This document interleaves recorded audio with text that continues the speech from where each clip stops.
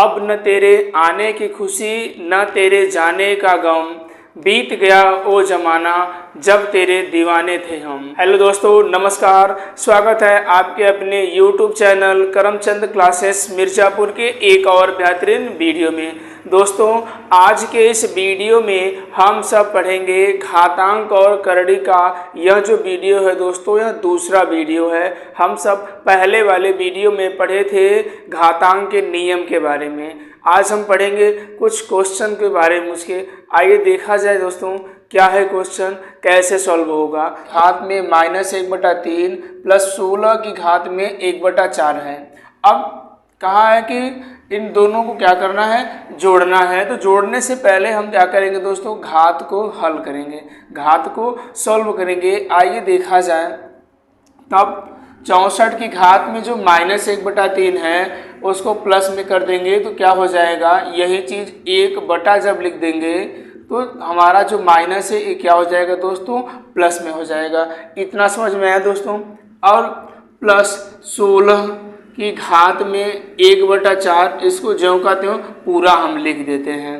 फिर बराबर अब 1/, अब हम इसको कैसे सॉल्व करेंगे, तो क्या होगा, घात में यदि बटे में जो भी संख्या दिया है, घात में बटे में यहाँ पर क्या है दोस्तों 3 है, तो 64 को हम ऐसा खंडन करेंगे कि उसके पावर 3 आ जाए। तो 64 को हम लिख सकते हैं 4 की घात में 3। 4 क्यू का मतलब क्या होगा, 64 होगा। देखिए कैसे, 4 क्यू का मतलब 4 का 3 बार गुणा, तो 4 × 4 × 4, तो इसका मतलब हुआ 4 चौका 16 चौका 64। तो हम 64 को लिख सकते हैं 4 का क्यूब। अब इसके पावर क्या है दोस्तों, 1/3, और आगे इसके प्लस 16। अब इसकी घात में क्या है दोस्तों, 1/4 दिया है। कितना है, 1/4। तो 16 को ऐसा खंडन करें कि उसके पावर हमारा 4 आ जाए। तो 16 को हम लिख सकते हैं 2 की घात में 4 और उसके घात में 1/4। इतना समझ में आया दोस्तों। अब आगे देखिए, 3 से 3 हमारा कट गया, यहाँ 4 से 4 कट जाएगा, तो क्या बचेगा, यहाँ बचेगा 1/4 प्लस यहाँ क्या बचेगा 2।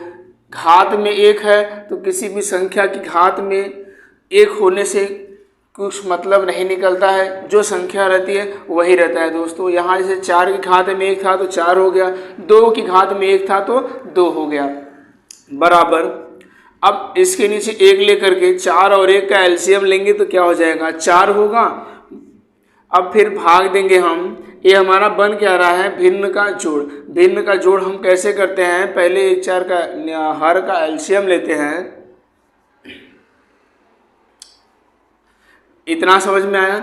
अब इसको हम भिन्न का जोड़ बना दे रहे हैं। भिन्न का जोड़ हम कैसे करते हैं कि हर का एलसीएम लेते हैं, हर का लॉस तो क्या हो जाएगा 4। अब भाग देंगे 4 एकम 4, एक बार तो 1 से गुणा करेंगे 1 में तो 1 आ जाएगा, प्लस अब 1 से 4 में भाग देंगे दोस्तों तो 4 बार जाएगा। 4 से 2 में गुणा करेंगे तो 4 दूना 8 हो जाएगा।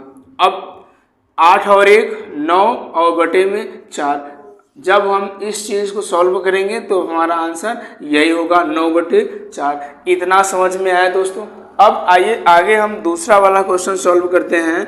दूसरा क्वेश्चन क्या कहा है 4 की घात में 3 फिर उसकी घात में 2 फिर उसकी घात में 2। तो यह क्वेश्चन कैसे सॉल्व होगा, यहाँ पर एक ही नहीं दिया है, सिर्फ पावर के पावर दिया है। अब यहाँ पर कह दे 3 दूना 6 और 6 दूना 12 हो जाए, तो ऐसा नहीं होगा दोस्तों। तब यह कैसे हो जाएगा, आइए देखा जाए। तो देखिएगा, 4 की घात में 3 क्या है, 4 की घात में 3 दिया है। अब इसकी घात में क्या है दोस्तों, इसकी घात में 2 की घात में फिर 2 दिया है, तो 2 दूना 4 क्या हो जाएगा 4। कितना होगा दोस्तों, 4 होगा। अब क्या है, कहा है 4 की घात में 3 फिर उसकी घात में 4। अब यहाँ पर कह दोगे 4 तिहाई 12 हो जाए, तो यहाँ पर दोस्तों 12 नहीं होगा। एक है 3 की घात में 4, तो यहाँ पर ये है कि 3 की घात में 4। जब हम 3 की घात में 4 दिया है, 3 की घात में 4 को सॉल्व करेंगे तो होगा 3 × 3 × 3 × 3। जब इसको दोस्तों सॉल्व करेंगे तो क्या होगा, 3 तिरिक का 9, 9 तिरिक 27 और 27 तिरिक 81। क्या होगा दोस्तों, 81 होगा। तो ये 4 की घात में 3 की घात में 4 है, इसको पूरा सॉल्व किया जाएगा तो क्या होगा, 4 की घात में 81। बहुत से लोग कन्फ्यूजन में डायरेक्ट कर देते हैं कि 3 दूना 6, 6 दूना 12, तो 4 की घात में 3, उसकी घात में 2, उसकी घात में 2 है, इसका हो जाएगा 4 की घात में 12। तो यह क्या है दोस्तों, गलत है। जो सही होगा दोस्तों यह ऐसे पर होगा, 4 की घात में 81। उसको सॉल्व करने का नियम यह है, यदि आप ऐसे करेंगे तो एग्जाम में गलत हो जाएगा। आइए अगला क्वेश्चन को ध्यान देते हैं। अगला क्या कहा है, कहा है -1/25 की घात में -2/3। क्या है, -2/3। यदि ऐसे पर दिया है भिन्न तो हम जैसे अभी इसमें बताए हैं उसको 1 बटा कर देंगे, फिर भी सही हो जाएगा। हमारा जो माइनस में है वो प्लस में हो जाएगा। यदि आप ऐसे नहीं कर रहे हैं तो जो यहाँ भिन्न दिया है, भिन्न को हर को अंश में कर दीजिए और अंश को हर में कर देंगे, तो जो हमारा ये माइनस रहेगा वो प्लस में हो जाएगा। तब क्या हो जाएगा, देखिएगा 125 बटा -1 की घात में 2/3। क्या हो गया, ये माइनस हमारा प्लस में हो गया जब हम हर को अंश बना देंगे और अंश को हर बना देंगे। आगे अब यहाँ पर बटे में दोस्तों घात में बटा में 3 दिया है। यदि बटा में 3 दिया है तो हम 125 का ऐसा खंडन करेंगे कि यहाँ भी क्या आ जाए, 3 आ जाए घात में। तो 125 को हम लिख सकते हैं 5 का क्यूब और -1 को लिख सकते हैं -1 का क्यूब। तो पूरे की घात में 2/3। अब आप यहाँ कहेंगे माइनस की घात में 3 है तो यहाँ तो सिर्फ माइनस था, तो माइनस की घात में 3, इसका क्या मतलब। तो माइनस की घात में 3 लिखने से हमारा माइनस ही आएगा। जब हम माइनस की घात में सम संख्या रखेंगे तो माइनस प्लस में हो जाएगा, और जब हम माइनस की घात में विषम संख्या रखेंगे तो क्या हो जाएगा दोस्तों, माइनस ही रह जाएगा।